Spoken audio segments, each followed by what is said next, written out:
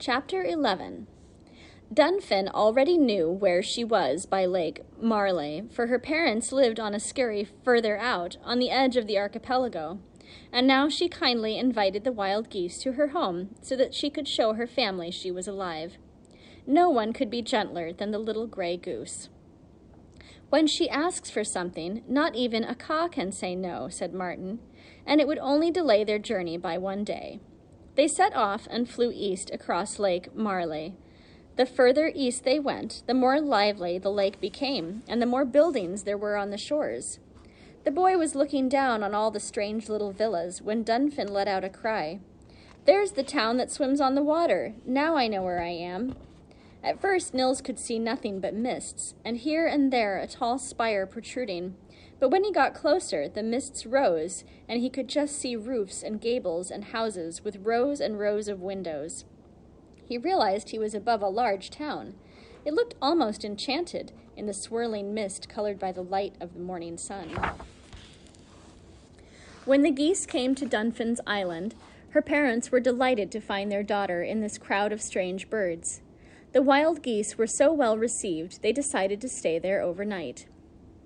The next morning, the boy was still asleep among the geese when he heard Dunfin calling, Tom Thumb, Martin's being attacked by an eagle."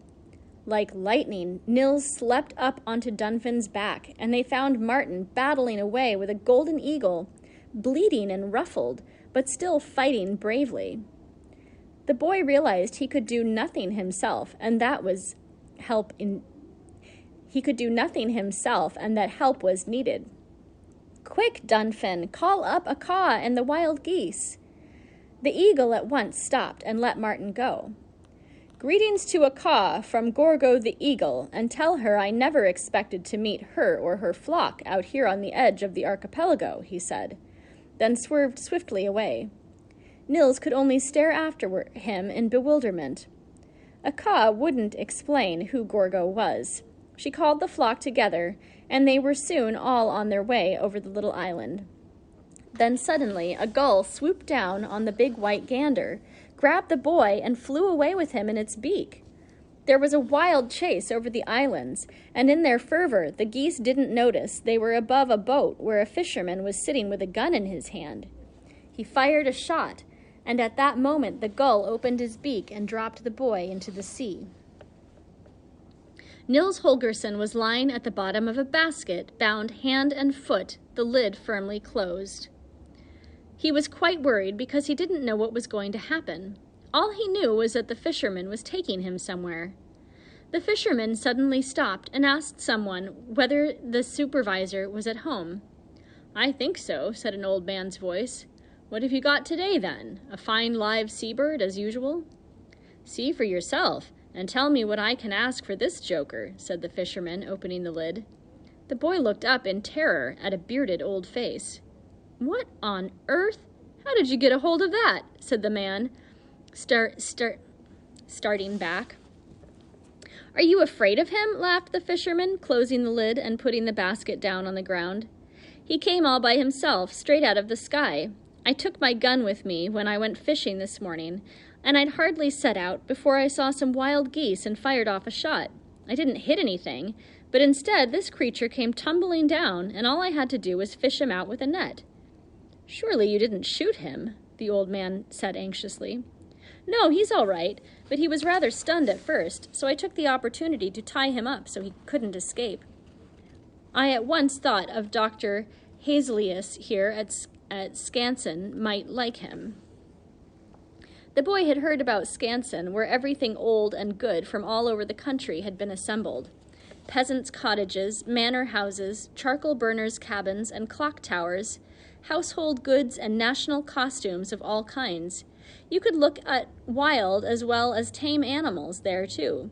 Elks and bears, seals and deer, horses, cows and sheep, monkeys and peacocks. So perhaps he would be put in a pen now and exhibited, be given a doll's house to live in, and people would come and look at him as if he were a monster? The boy turned over and through a hole near the bottom of the basket found himself looking straight at a squirrel clinging to a tree trunk. That gave him courage. He managed to get out his sheath knife and started sawing away at the string. Didn't he say anything? Said the old man. Yes, he called to the geese and they called back to him. They followed me all the way home, making a terrible fuss. But then I put one of the children's dolls in the window, and the geese thought it was him, so I could go off with my basket in peace. How much do you think the doctor would give me for him? Nils heard no more, because he had managed to crawl out of the basket, then slip into the bushes to hide. It wasn't difficult to while away the time at Skansen. He made the acquaintance of all the animals and found many friends. As he had often been very cold in the bad weather on his way, he thought it would be a good idea to break off his journey. Perhaps he would have simply frozen to death by now if he had got to Lapland. Anyhow, he had no choice but to stay, though he very much missed Martin and the others. The days grew warmer, and summer really came, the ground green, the silky green leaves out on the birches and poplars, the cherry trees in full bloom, and tiny unripe fruit already on the currant bushes. I suppose it's lovely and warm up in Lapland now, too, he thought miserably. Then one day the boy happened to walk past the outdoor eagle cage made of iron poles and wire, so big there was room for several trees inside, and also a cairn of stones made by the eagles to make the eagles feel at home. Yet they didn't like it. They perched on the same spot nearly all day, without moving, their lovely dark plumage ruffled and dull, their eyes staring with hopeless yearning into space. Nils heard a keeper say that one of the eagles was a newcomer, and had been there no longer than a week at most.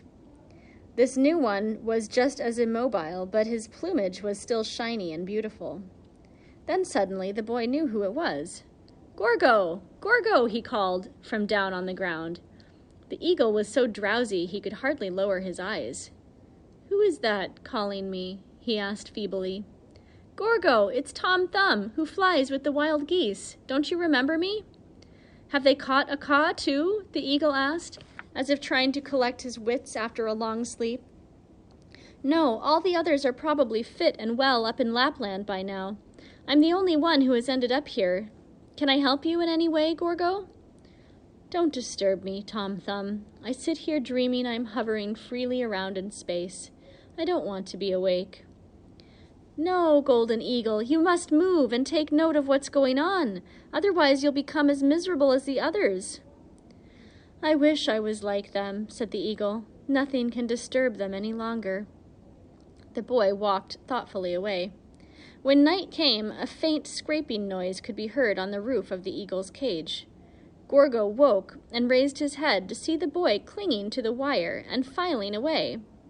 "I'm a big bird, Tom Thumb," said the eagle. "How can you file through so many wires that I can get out? You might as well stop." "You just go to sleep," said the boy. "Don't bother about me. I'm going to try to let you out, because you'll be completely destroyed here." The next day, the eagle saw that several wires had been cut through, and he at once felt less drowsy. He hopped about on the branches of the tree and flapped his wings to get the stiffness out of his body. Early one morning, just as the first strip of light appeared in the sky, Tom Thumb woke the eagle. "Try now, Gorgo." The eagle looked up. There was a large hole in the roof, and the eagle threw himself at it, missed a couple times, but then he was safely out and away, rising in proud flight and disappearing. Nils stayed where he was, gazing after the eagle. "Oh, if only I could go with him," he thought sadly. "Just imagine riding on the gander's back and seeing a caw again." Suddenly, the eagle swooped down out of a cloud and perched beside him on the roof of the cave. "I wanted to try out my wings to see if they still worked," said Gorgo. "You didn't think I'd leave you behind in captivity, did you?" At that, he scooped up Nils Holgersson with his great foot, rose with him up into the sky, and soon they were racing away to the north.